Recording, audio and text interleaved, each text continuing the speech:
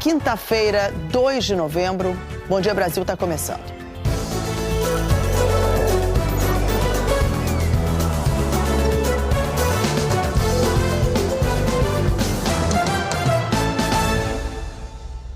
Em meio à expectativa para a retirada de mais estrangeiros da faixa de Gaza, Israel e os terroristas do Hamas travaram intensos combates no território palestino nas últimas horas. Conversar com a Bianca Rotier ao vivo, ela está acompanhando e tem as últimas informações da guerra. Bianca, bom dia para você. Israel informou que fez avanços no campo de batalha.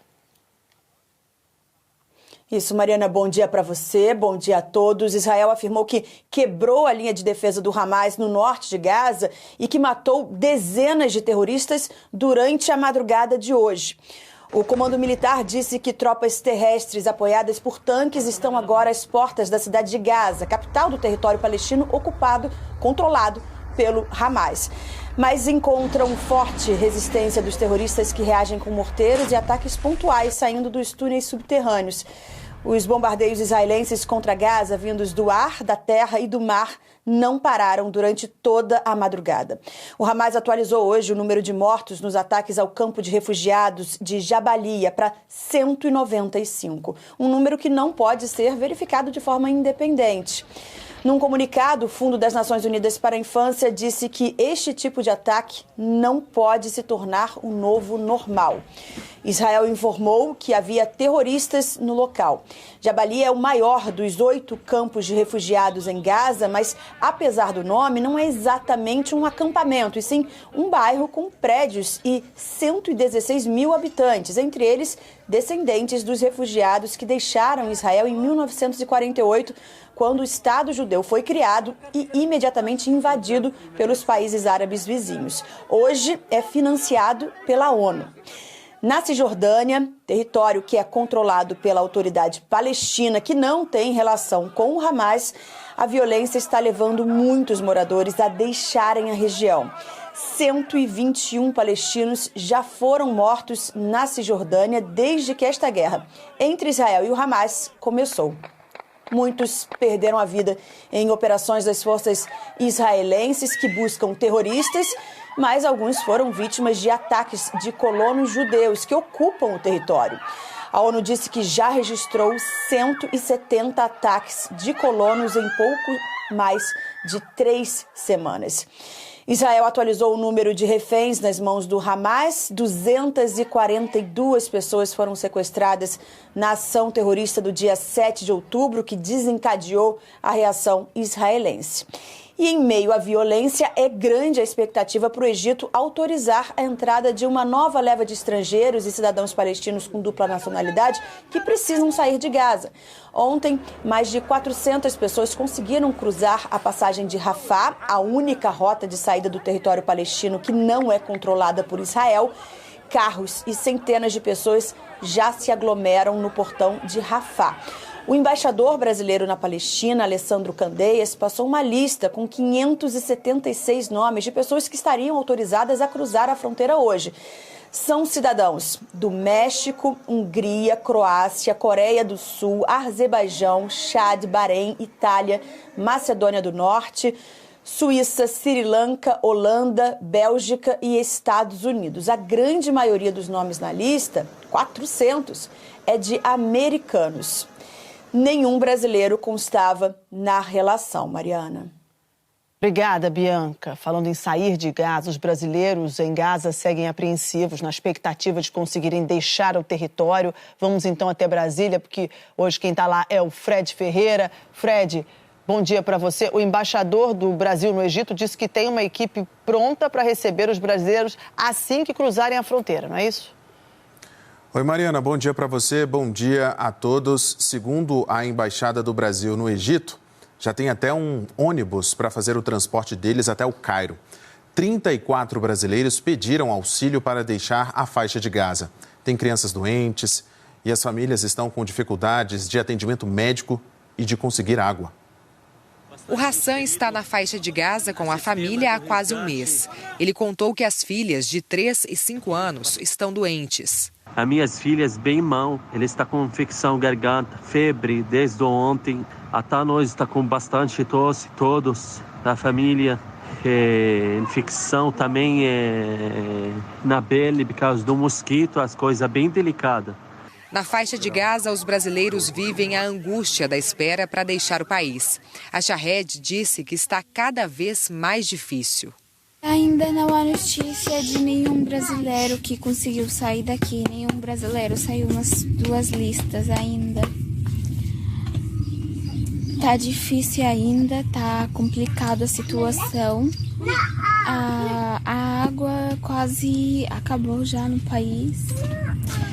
E se a gente não morreu por causa de bombardeio, vamos morrer por causa de fome. A segunda lista com estrangeiros autorizados a deixar a faixa de Gaza foi divulgada hoje. Não há brasileiros entre as 576 pessoas liberadas. O embaixador do Brasil na Palestina, Alessandro Candeias, disse ontem que tem negociado para que os brasileiros consigam sair da região do conflito.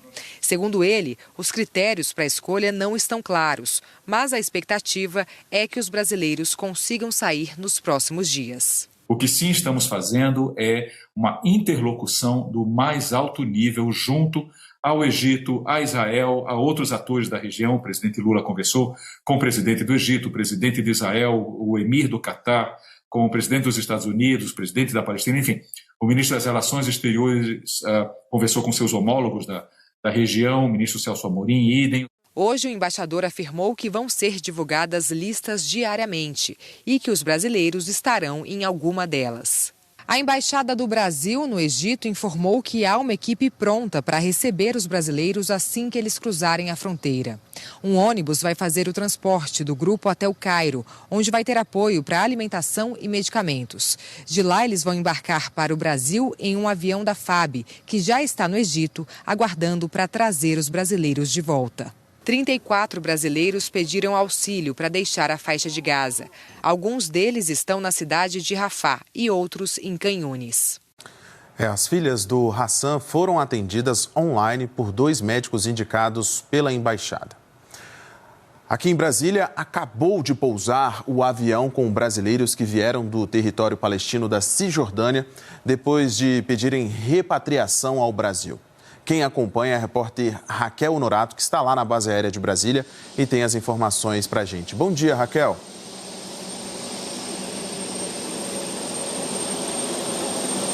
Oi, Fred. Bom dia a você, bom dia a todos. Neste momento, a aeronave modelo VC-2 da FAB, a Força Aérea Brasileira, está taxiando aqui na base aérea de Brasília, trazendo então essas 32 pessoas da Cisjordânia, na Palestina, que se sentiram inseguras e pediram repatriação ao governo brasileiro. São 32 pessoas, sendo 12 homens, 9 mulheres e 11 crianças. E 30 brasileiros, uma jordaniana e um palestino.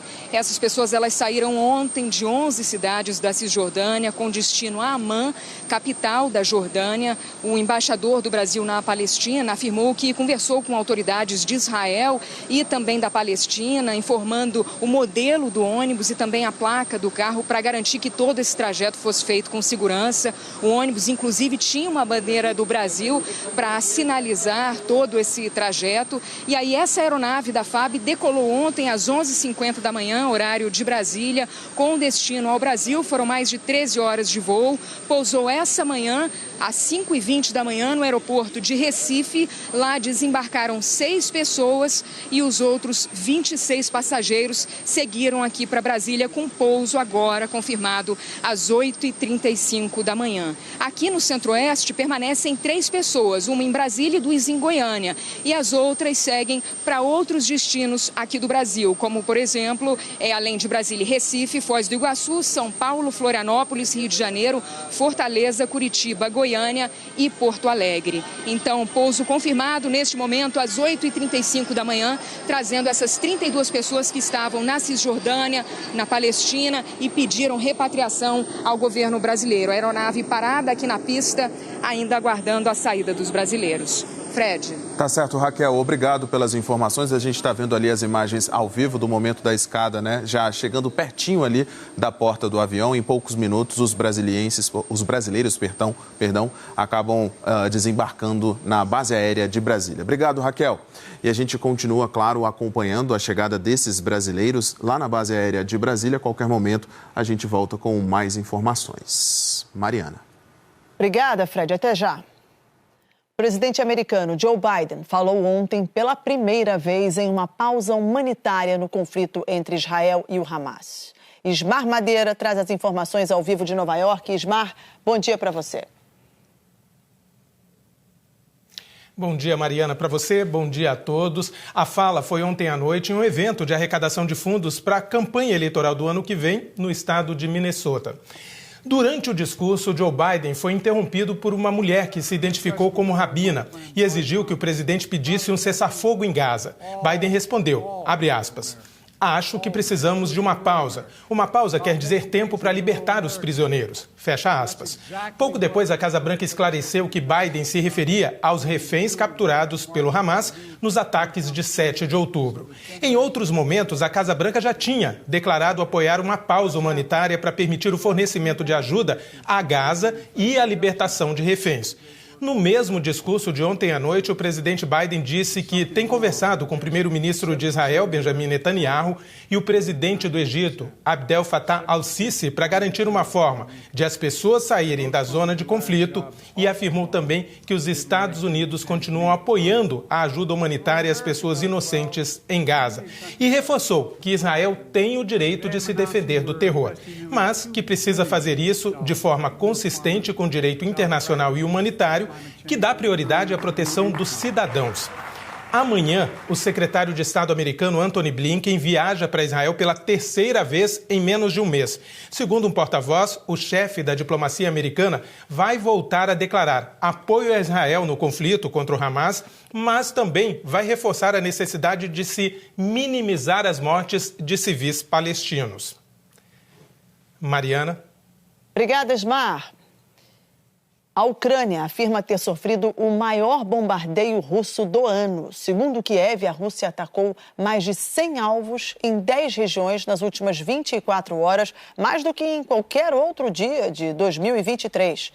O comandante das forças ucranianas diz que a guerra está numa fase com pouco avanço terrestre, mas com combates desgastantes que podem permitir a Moscou reconstruir o seu poder militar.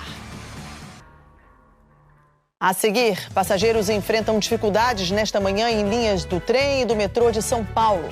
A gente alerta para o aumento no número de vítimas de acidentes que não usavam cinto de segurança. E uma tempestade com ventos de mais de 200 km por hora provoca transtornos e deixa mais de 1 milhão de casas sem energia na Europa. Agora, 8h44, hora de Brasília. Bom Dia Brasil, volta já. O feriado começou com confusão nos transportes de São Paulo, com problema tanto nos trens quanto no metrô. Conversar com o Rodrigo Bocardi. Rodrigo, bom dia para você. Nem no feriado passageiro tem tranquilidade, Rodrigo? Nem fala, foi uma loucura aqui para um pessoal aqui de manhã, viu? Mais cedo, viu, Mariana Gross? Um bom dia para você, bom dia a todos. A ideia era fazer uma manutenção que foi programada, mas a informação não chegou para as pessoas. E aí todo mundo chegou cedo lá na estação para poder embarcar, ou melhor, conseguiu embarcar, mas um determinado trecho dessa linha aí, que é a linha 8 Diamante aqui em São Paulo, ela estava totalmente interrompida para manutenção. Aí as pessoas tinham que descer do trem e pegar o ônibus para seguir a viagem, depois embarcar de novo no trem, quem sabe. Só que daí o que aconteceu? Ó? Olha o tanto de gente que desembarcava no trem, o ônibus não deu conta, muita gente disse que não sabia que isso iria acontecer. Olha como é que foi amanhã das pessoas no feriadão nesta linha 8 Diamante aqui em São Paulo. Aí depois que nós mostramos aqui mais cedo no Bom Dia São Paulo todo esse problemão, aí suspenderam a manutenção, os trens voltaram a rodar e vão programar para um outro dia, começar do zero, tudo de novo para ver se da próxima vez funciona. E aí teve uma outra, você fala metrô, que realmente é o metrô que opera, mas é o monotrilho, aquele que circula ali no alto, a linha 15 Prata, ela ficou totalmente parada no início da operação. E o que provocou, segundo o metrô, foi uma falha no sistema de controle de trens. Chamaram também os ônibus para dar apoio, a mesma história se repetindo, vai vendo só. Os passageiros ali com dificuldade, um tumulto enorme para conseguir embarcar. Essa linha foi normalizada aí por volta das 8 horas da manhã. Esse é o cenário. Para quem pega a estrada, alerta sobre o uso do cinto de segurança. O número de vítimas de acidente que não usavam o cinto aumentou quase 30% este ano. Rodovia Regis Bittencourt, que liga São Paulo ao sul do país. O movimento já era maior na véspera do feriado e o foco da Polícia Rodoviária Federal aqui era o uso do cinto de segurança. No carro do Matheus, tudo certo. Ele, a mulher e os 3 filhos estavam usando como manda o Código de Trânsito Brasileiro. Tanto na estrada, seja na cidade, qualquer lugar eles ficam de cinto, que a gente sabe, na verdade, o risco que é andar sem cinto, né? O carro pode estar 30, 40 por hora, uma freada brusca ou uma batida que não seja nem culpa da gente, né? Tanto a família, as crianças principalmente, pode sofrer com isso, né? É o jeito mais seguro. A concessionária responsável pela rodovia faz um levantamento constante nas estradas que administra em 5 estados. De janeiro a setembro, na comparação com o mesmo período do ano passado, houve um crescimento de 19% das vítimas de acidentes que não usavam cinto de segurança em caminhões ou ônibus. Nas que viajavam de carro, o aumento foi de 29%. Entre as vítimas que morreram, 75% não usavam essa proteção nos carros. Hoje a ação da Polícia Rodoviária Federal aqui na rodovia Regis Bittencourt foi um pouco além. Todos os ocupantes dos carros que foram parados aqui pelo comando receberam um Covid. Enquanto os policiais faziam a fiscalização, motoristas e passageiros vinham para essa outra área aqui para uma sessão de cinema bem rápida, mas que pode salvar vidas. A aula tem 2 vídeos, um de um acidente de verdade, outro de um teste com um boneco sem cinto no banco de trás. E tem a experiência de 33 anos de estrada do inspetor Márcio. A coisa mais dolorosa para a gente é ver as famílias destruídas pela falta de uso de um cinto de segurança. E o tempo não volta. Então não adianta, a decisão tem que ser tomada e tem que ser a decisão correta. Foram só 5 minutos, não atrasou a viagem de quem aceitou o convite. E quanto mais informação, mais cuidado, realmente vai facilitar a gente lembrar mais os cuidados no meio da estrada. Isso aí, né? Principalmente no banco de trás, nos ônibus. Este ano a polícia aplicou quase 170 mil multas nas rodovias federais de todo o país, R$ 195,00 e 5 pontos na carteira. Mariana. Cinto de segurança sempre, não só nas estradas, dentro da cidade também, sempre. Entrou no carro, cinto de segurança. Obrigada, Rodrigo. Até já. Até já. Em Santa Catarina, um deslizamento de terra essa madrugada bloqueou totalmente a rodovia estadual 480, que liga Chapecó a Nonoai, no Rio Grande do Sul. Ninguém ficou ferido, equipes trabalham para liberar a via. 14 estradas do Paraná também estão com bloqueios por causa de alagamentos ou estragos causados pela chuva. 10 delas têm trechos totalmente bloqueados. Segundo a Defesa Civil, mais de 160 mil pessoas foram afetadas pelos temporais em 161 cidades paranaenses. Vamos saber como fica a previsão do tempo para o feriadão em todo o país? Hoje com Tiago Scheuer. Tiago, bom dia para você. Oi, Mariana. Bom dia para você e para quem está com a gente também aqui no Bom Dia Brasil. Pois é, hoje tem mais temporais previstos para praticamente toda a região sul e também para o sul de Mato Grosso do Sul. Aliás, em partes do Rio Grande do Sul, essa chuva forte já começou durante a madrugada.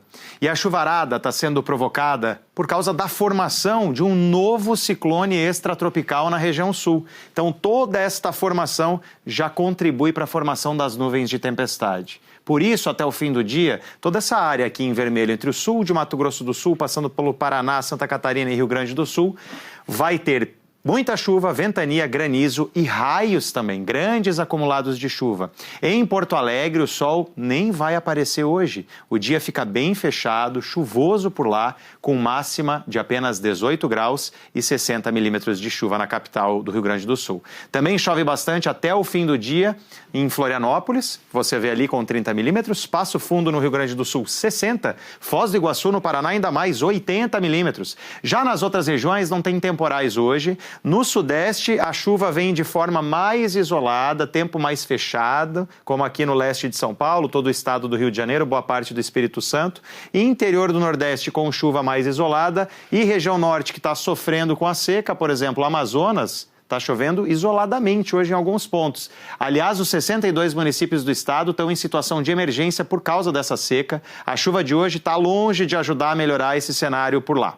Em Manaus, não vai chover hoje e a máxima vai ser de 37 graus, 35 em Porto Velho, 40 em Cuiabá, também em Teresina, 30 no Recife, 32 em Salvador, 29 em BH, 26 no Rio de Janeiro, 17 graus em Curitiba. E ao longo da próxima madrugada, o ciclone extratropical no sul já vai estar formado, vai continuar provocando chuva, mais chuva na região nos próximos dias, também ventania de até 100 por hora e frente fria com temporais no sudeste e centro-oeste. Para encerrar, a gente olha uma imagem ao vivo de São Paulo.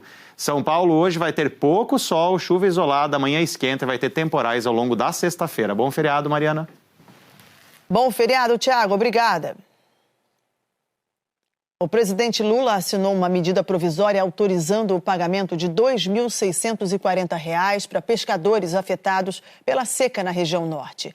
Vai ser um único pagamento para pescadores artesanais beneficiários do Seguro Defeso e que estão cadastrados em municípios em situação de emergência.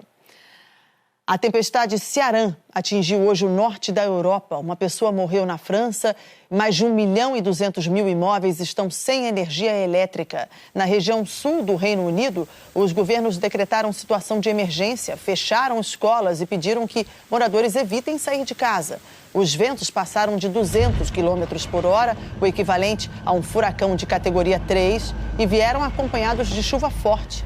A região costeira foi colocada em alerta máximo por causa do mar agitado, com ondas muito altas, como você vê. Na Holanda, o mau tempo provocou o cancelamento de dezenas de voos no principal aeroporto do país. Depois do intervalo, crescimento descontrolado de usuários da chamada droga K em São Paulo preocupa médicos e autoridades. E a gente vai detalhar o plano do governo federal para usar as Forças Armadas na segurança de portos e aeroportos do Rio e de São Paulo. Agora, 8 horas e 55 minutos, hora de Brasília. Voltamos já já.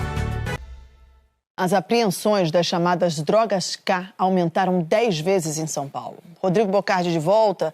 Rodrigo, e o efeito dessa droga pode ser devastador. Muitos dizem que é o efeito zumbi, porque as pessoas que utilizam essa substância praticamente perdem o controle do corpo. Uma situação que preocupa a todos. Esta é a região da Cracolândia, no centro de São Paulo. Na Rua dos Andradas, este homem, encostado na parede de uma loja, parece desorientado. Ele tem dificuldade para se manter em pé. A poucos quilômetros dali, na Praça da Sé, esta mulher, sentada em uma calçada, acende um cigarro com a droga sintética conhecida como K. Alguns segundos depois, ela se levanta, mas mal consegue andar. Este homem tem 34 anos, está há 10 em São Paulo. Já morou na Cracolândia, consumiu várias drogas, mas conta que a experiência com as do tipo K foi diferente. Primeira vez eu fiquei remando no chão, como se eu estivesse num barco. Segunda vez me deu alteração na cabeça, eu fui para frente, eu voltei para trás, bati com a cabeça no chão. A cabeça é como se fosse todas as drogas juntas, que é muito forte. 2023 ainda nem terminou, mas a quantidade de drogas K apreendida no estado de São Paulo já é 10 vezes maior que a do ano passado inteiro. E como ela ainda é uma droga nova, com uma composição pouco conhecida, os especialistas alertam que esse crescimento tão rápido é muito perigoso. Para além dos riscos do efeito, tem os riscos de tudo que está misturado naquela substância, porque cada organismo vai reagir de um jeito. As imagens que a gente vê, que chamam muito a atenção, que são meio assustadoras, impactantes, são de pacientes numa crise psicótica aguda. Então são pessoas que naquele momento da intoxicação estão fora da realidade, ouvindo vozes, vendo vultos, se sentindo perseguidas, observadas. Aqui, 2 garotos, aparentemente menores de idade, preparam a droga. Neste outro vídeo, um homem compra a droga. A Polícia de São Paulo vem monitorando a circulação dessa nova substância pelo estado. A gente optou por fazer um combate mais acentuado nas casas-bombas, que são o quê? São as centrais de distribuição das drogas. Então a gente começou a trabalhar para localizar essas centrais e intensificamos isso, conseguimos evoluir bastante na investigação e dessa forma a gente conseguiu aumentar o volume de apreensão. As drogas K começaram a ser usadas nos presídios. Apesar de serem conhecidas como maconha sintética, elas não vêm da mesma planta e são feitas em laboratórios. Só em 2023, a cidade de São Paulo registrou 853 casos suspeitos de intoxicação por drogas K. A Secretaria Municipal de Saúde investiga se 10 mortes podem ter sido provocadas pela nova droga. Depois da experiência com K2, esse homem que a gente mostrou na reportagem decidiu procurar ajuda e pediu para ser internado. Não quero usar mais, né? Tá deixando na situação de rua, né? Esquecendo da minha família. Você esquece de tudo. Esquece da sua vida, da sua família. Secretaria Estadual da Saúde de São Paulo inaugurou este ano um centro de atendimento para dependentes químicos. 16% dos atendimentos foram relacionados ao uso de substâncias como as drogas K. Mariana. As imagens são chocantes e muito tristes. Rodrigo, até já. Até já. Militares vão começar na segunda-feira uma operação de combate ao crime organizado. Vamos conversar mais uma vez com Fred. Fred, ontem o presidente Lula assinou um decreto determinando, entre outras ações, a atuação das Forças Armadas em portos e aeroportos do Rio e de São Paulo. Pois é, Mariana, o principal objetivo, é auxiliar estados que enfrentam uma crise na área de segurança pública. Principalmente o Rio de Janeiro, onde a situação se agravou nas últimas semanas. O governo também autorizou ações em regiões de fronteira para combater o narcotráfico. Até maio do ano que vem, ações específicas de combate ao narcotráfico e às milícias nos portos e aeroportos do Rio e de São Paulo serão feitas pelas Forças Armadas, em articulação com a Polícia Federal, Força Nacional e Polícia Rodoviária Federal. Militares da Marinha vão atuar na fiscalização de 2 portos no Rio, o de Itaguaí e o da capital, além do Porto de Santos, em São Paulo. Equipes da Aeronáutica vão ajudar no controle do aeroporto do Galeão, no Rio, e de Guarulhos, em São Paulo. As ações foram autorizadas num decreto de garantia da lei e da ordem, assinado ontem pelo presidente Lula. Na semana passada, ele chegou a afirmar que não faria uma GLO. Mas ontem acabou decidindo adotar a medida. Chegou a uma situação muito grave. A violência que nós temos assistido, ela tem se agravado a cada dia que passa. E nós, então, resolvemos tomar uma decisão, fazendo com que o governo federal participe ativamente com todo o potencial que ele tem para que a gente possa ajudar os governos dos estados e ajudar o próprio Brasil a se livrar do crime organizado, da quadrilha, do tráfico de droga e do tráfico de armas. O governo disse que esse decreto de garantia da lei e da ordem é diferente dos anteriores que já foram usados no país, porque desta vez as Forças Armadas não vão fazer segurança nas ruas, vão atuar apenas em áreas que já são federais. Nos portos e aeroportos, as forças terão poder de polícia.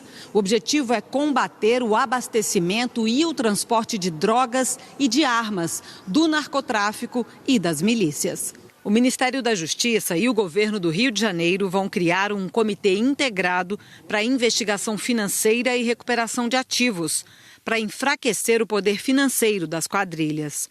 Além da GLO, o governo anunciou outras medidas de segurança para fortalecer ações em regiões de fronteira do Brasil, nos estados do Mato Grosso do Sul e Paraná.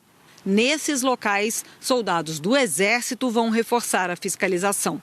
A Marinha vai ajudar no patrulhamento do Lago de Itaipu. Essas áreas foram escolhidas porque são pontos de entrada de drogas e armas para as facções que atuam no Rio e em São Paulo. Ao todo, 3.700 militares serão mobilizados. Nós não vamos substituir polícias estaduais, porque a Constituição fixa a atribuição dos estados, da Polícia Militar, da Polícia Civil. O que nós estamos fazendo, fizemos no Rio Grande do Norte, fizemos na Bahia, agora estamos fazendo no Rio, é apoiar as polícias estaduais. O governador do Rio de Janeiro, Cláudio Castro, comentou em uma rede social que as medidas são um importante passo para o enfrentamento da criminalidade em todo o território nacional, com a união entre estados e governo federal. E que a atuação desses grupos criminosos não é um problema só do Rio, mas do país. A Miriam Leitão está aqui com a gente para falar mais sobre esse assunto. Miriam, bom dia. Bom dia, Fred. Você entrevistou ontem o ministro da Justiça, Flávio Dino, né? Conta para a gente por que essa atuação das Forças Armadas no Rio e em São Paulo, principalmente, é diferente das iniciativas anteriores. Pois é diferente sim. Bom dia a todas as pessoas que acompanham o Bom Dia Brasil. O que o ministro me disse é que eles fizeram um plano pensando assim, como evitar os erros do passado. E a primeira coisa é que não vai ser uma intervenção no Rio de Janeiro, como já aconteceu outras vezes, e nem uma garantia da lei e da ordem, essa operação que eu convoco, as Forças Armadas, chama isso, GLO, não vai ser uma GLO ampla, como já aconteceu no passado, em que as tropas das três forças ocuparam o Rio de Janeiro e depois teve vários desgastes, vários problemas. Então, eles vão fazer a garantia da lei e da ordem vai ser específica para a Marinha e a Aeronáutica. O Exército não precisa de GLO porque vai atuar nas fronteiras e eles vão, e também com áreas específicas, aeroportos e portos. Mas tem mais coisas, cooperação muito grande entre o governo federal e o governo estadual, por isso não é uma intervenção, uma cooperação, o governo federal chega para se somar e eles criaram esse comitê que vai usar a inteligência, a informação e vetando o movimento, de tal forma que faça esse estrangulamento financeiro e logístico. Então, é uma operação mais ampla e mais inteligente, vai mais ao ponto. Mariana, bom dia para você. Bom dia, Miriam. Então, esse plano não envolve só o Rio de Janeiro, tem ações em vários estados. Exatamente, inicialmente se pensava que ia ser só o Rio de Janeiro, mas não é. Primeiro é Rio e São Paulo, né? Os portos, os aeroportos ocupados e vão ser do Rio e São Paulo. Além disso, a operação nas fronteiras pelo Exército, nas fronteiras dos estados do Paraná, Mato Grosso e Mato Grosso do Sul. O que o ministro me disse é o seguinte, olha, o crime ficou nacional, as facções criminosas, a milícia atuam no país inteiro. Então, a ação tem que ser também se espalhando. E haverá também operações, ações efetivas, não dessa operação, mas ações efetivas também no norte do país, na Amazônia. Então, é uma atuação mais inteligente, mais eficiente e que evita os erros do passado. Por exemplo, o ministro me disse, tem uma coisa que a gente não fará, é subir morro dando tiro a esmo, porque a gente sabe que quem morre no final são os mais vulneráveis. Fred. Obrigado, Miriam. Bom dia para você. Bom dia. E o presidente do Senado, Rodrigo Pacheco, suspendeu o envio dos nomes aprovados pela Casa para ocupar vagas no Superior Tribunal de Justiça. A decisão foi tomada para apurar se houve favorecimento à advogada Daniela Teixeira. Apesar de Pacheco ter assinado no mesmo dia os ofícios com as confirmações das 3 pessoas indicadas pelo presidente Lula, apenas o ofício de Daniela Teixeira foi encaminhado para publicação no Diário Oficial. Se fosse nomeada primeiro, a advogada teria o chamado critério de antiguidade em relação aos desembargadores Teodoro Silva Santos e José Afrânio Vilela. Isso permitiria, por exemplo, que ela tivesse preferência na escolha de turmas no STJ e também numa indicação para o Tribunal Superior Eleitoral. As posses dos 3 aprovados como ministros só poderão ocorrer após a investigação que não tem prazo para ser concluída. A assessoria da advogada Daniela Teixeira disse que não teve acesso à decisão e que, por isso, não vai comentar. Mariana. Obrigada, Fred. Até já. A seguir, o Banco Central reduz a taxa básica de juros em 0,5 ponto percentual e sinaliza que pode haver novos cortes. Os navios de cruzeiro já estão movimentando os portos brasileiros e essa temporada deve ser mais longa. O deputado Jorge Santos, filho de brasileiros, escapa de perder o mandato na Câmara dos Estados Unidos. Agora, 9h10, hora de Brasília. Voltamos já já. A temporada de cruzeiro já começou no país e dessa vez será mais longa. Até maio, os turistas vão aquecer a economia de 15 estados. As francesas vieram da Espanha de cruzeiro. Estão pela primeira vez no Rio e esperam se divertir muito na cidade. De acordo com a estimativa da Associação Brasileira de Navios de Cruzeiros, o setor deve criar mais de 80 mil empregos de forma direta e indireta de outubro até maio do ano que vem, além de gerar um impacto de mais de 5 bilhões de reais na economia brasileira. Aqui no Rio, o Pier Mauá está com um time de funcionários 4 vezes maior agora, durante a temporada. São vagas de estágio, segurança, carregadores de bagagem. A chegada dos navios é uma oportunidade para muito profissional embarcar de volta para o mercado de trabalho.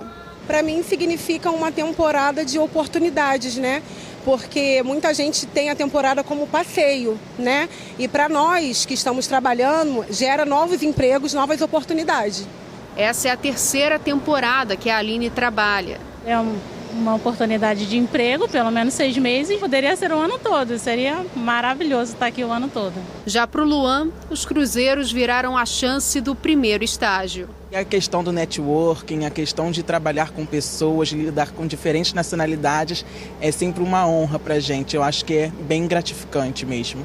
Essa temporada vai ser a maior da história do país. Antes terminava em abril. Agora as companhias estenderam até maio. Com uma costa com tantos atrativos, o Brasil pode conquistar ainda mais espaço no setor. A gente é uma parcela muito pequena do mercado mundial, né? O mercado, por exemplo, dos Estados Unidos é um mercado que vem um pouco para o Brasil e eles são os maiores consumidores de cruzeiros no mundo inteiro. Então, a gente tem aí muito trabalho pela frente para trazer esse povo todo para o Brasil.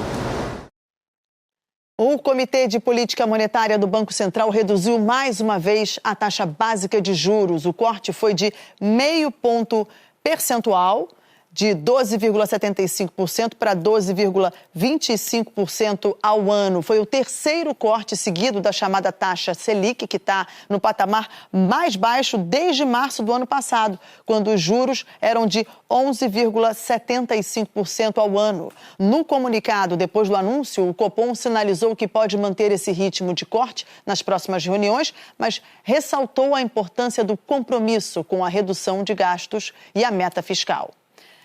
Já nos Estados Unidos, pela 2ª vez seguida, o Banco Central manteve os juros básicos na faixa de 5,25% a 5,5% ao ano.